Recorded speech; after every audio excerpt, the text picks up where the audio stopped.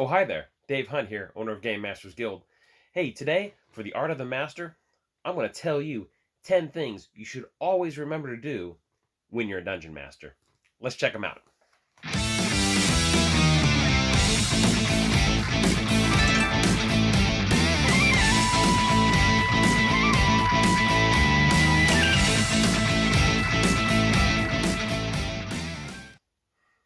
Now, even though I'm really big on improvisation in my role-playing games, and I like to say that I could start a role-playing game anytime, anywhere, even if we just have to use flips of a coin to figure out the results of any given skill check.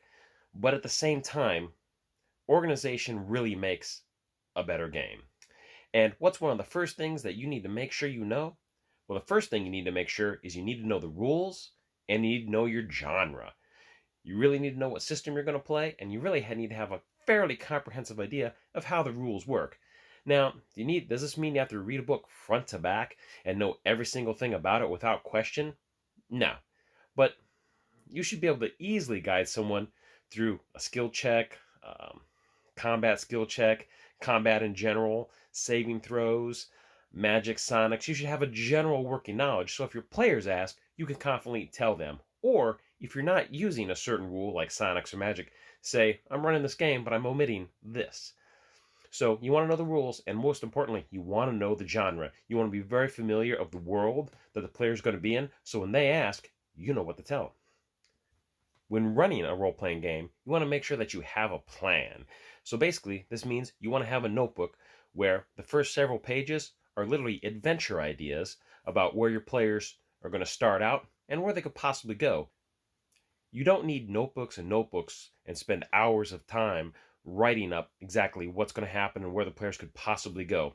Not at all.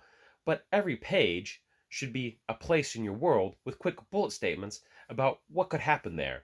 Quick list of NPCs they may meet with some quick descriptors that will help flesh out the character if they come to meet them. I usually like to start out with about half a dozen to a dozen pages where I have these quick notes laid out. Usually it starts with the first page being the main area that the players are going to start in, and then it branches out from there to the surrounding countryside where the players could visit ancient ruins or an old alien base or Area 51 or a dark forest, whatever you need, other towns, villages, even just little spots of interest such as a local shoreline where everyone likes to go fish and recreate. There could be all sorts of different things. And then in the back of the notebook, I usually save maybe the last 10 or 15 pages for quick brainstorming notes of ideas that I might want to touch upon, but I don't want to put them in the earlier parts of my notebook where I've got real notes for my real adventure, because I don't want to mess something up. If I decide not to go that way, there's no need for me to elaborate on it. And of course, this brings us to getting organized. You need to make sure that you have all your DM stuff all organized and in one place, preferably a satchel or some kind of backpack that you're going to keep all this stuff in. Now I know miniatures, and as you add props, that could get to be quite a lot, but you need to make sure you have a bag with all your essentials. You can get away without having a lot of miniatures or props in your game, but man, you got to have your game notes, you got to have your dice, you got to have your essential core books that you're going to be using and referencing. You need to have paper, pencil, you need to have sure you have extra erasers, and even extra character sheets in case your players forget their characters or need to make a new one in the middle of your game. Then you need to make sure to communicate with your players. And this is very, very important, and we're going to touch upon this a couple of times. But you need to communicate with your players and let them know, hey, you're going to be running a role-playing game. You need to let them know the general rules, the general genre, and also, too, get them excited about it. So that way, when it is time for game time, they're super excited, super stoked to be there. Plus, this also gives them time to make arrangements with family or work so that way they can be at your game. And that brings us to the next topic. You should probably have a session 0, and I highly encourage it. And actually, you can actually click right here and check out my video on session 0. But in a nutshell, session 0 is where you can actually sit down with all the players, and it doesn't necessarily have to be everybody at once, but you're going to be talking to everybody either in private or at the table or kind of a mix of that to let everybody know all these extra details such as the rules, the genre, what time they're going to be there, what you guys are going to do if someone doesn't show up, what's going to happen if you can't make it for some reason, and also too about the content of your game and what people are going to approve and disapprove in your game. And of course, that's on top of all the other myriad of details that players are probably going to ask you when you're getting ready to run your next game. Next, you want to make sure that you are fair and consistent at all times. If you can't make it to run the game, you need to communicate with your players and let them know, especially ahead of time, because you don't want someone to have to drive 45 minutes to game night, and 30 minutes into that drive, he finds out that you're not going to be able to make it. Now, of course, emergencies and extenuating circumstances aside, it's very important to let people know if you're not going to be there so you don't waste their time. During your game, you want to make sure that you apply all the rules fairly and consistency, not just for the sake of your players, but also for your NPCs. If you do something and allow something for your NPCs, well, the players should be able to do it unless there's a really good reason why they can't, such as accessibility. So you want to make sure to do that. That way, it's fair for everyone. And if the players come up with it, there's no reason to say that your NPCs can't use the same tactic. And we're coming around with continuing to communicate with your players. This is very important, and I've got to admit, sometimes I have overlooked this detail myself. You want to make sure that throughout the course of the game, as a group and also privately with each player, communicate with them and make sure they're still enjoying the game and it's the game that they want to be in. Now, obviously, if someone doesn't like your game, they can just choose not to play. But I really don't want to lose players just because someone doesn't like a certain bit of content. And to be honest, I'm there to sit there and have fun with my players, and because they're my friends. If they're at my table and we're playing, we're all friends. And I don't want someone to leave because of something that I'm doing in the game that maybe insults them or they just don't appreciate. So I'm willing to work around these kind of details. Unless I'm really hardcore and dead set on running a game a certain way, which I'm not, I will happily mold my game to accommodate my players. And never be afraid to talk to your players about this sort of thing, because it can be very important and personally meaningful when you make that little extra effort to make sure that the game is exactly how the players want to be, so you can maximize their fun, and if everybody else is enjoying the game, you're going to enjoy it as well. Now, sometimes it can be hard to take constructive criticism, but you need to listen to your players. It's very, very important. If your players, and this kind of goes hand in hand with the previous step of communicating with your players, listening to your players means not just you hand waving, yeah, okay, I heard your complaint, let's get on with the game. No, you need to really consider what your players are saying. If they're really not liking something, especially if there's a general consensus, well, that means you probably need to change something, and you might be having fun telling your story, but if your players aren't, you run a problem of your players just not deciding they want to play anymore. So you want to listen to your players, and always take everything with a grain of salt, but also be courteous and really consider what the players are trying to say.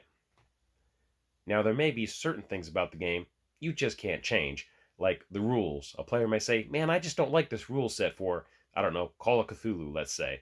Well, since you're running that game, there's not too much you can do other than cold stopping that game and using another game with another system. Now, it's possible that might be an option, but it's something like that, that's pretty hard to get around. Now, if there's a specific rule you can tweak, now that might be a little different. And take everything as constructive criticism, and sometimes what you might need to do is you need to just tell players that, all right, I'm going to take this information in, we'll think about it between sessions, and we'll discuss it in between sessions, and then that way we don't waste any game time, and that way we can get back to playing, and in between sessions we can work it out and see where we can improve the game. And this is very, very important, and I can't stress this enough. Definitely listen to the feedback, and plus, if the players are really interested in going a certain direction, and they're going to have more fun with it, I bet you're going to find out that you're going to have even more fun because they're having a blast. One thing's for certain that I've seen over the years, and that is game time is precious. And I have seen groups in my store waste literally an hour and a half of their maybe 4 or 5 hours worth of game time arguing about the rules. It shouldn't be like that. Now, granted, it's role-playing is interactive storytelling and everyone's pitching in. But remember, the Dungeon Master or the Game Master, he has the final say. If there's a rule discrepancy, as Dungeon Master, you need to identify that there is a problem because players have brought it up, and you need to make a ruling right then and there so you can get the game going.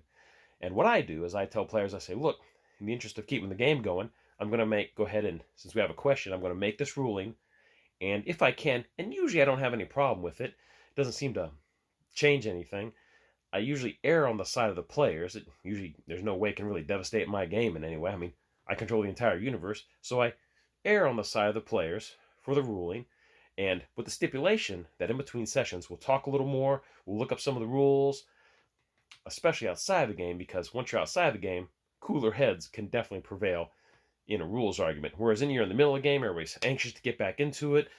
Some characters might die, other characters might lose a hand. There's a big boss they're fighting, so people are kind of heated. So you need to rein it in a little bit, tone it back, and tell the players, well, look, I'm going to make a quick ruling. I'm going to err a little more on your side, or we'll make some kind of compromise.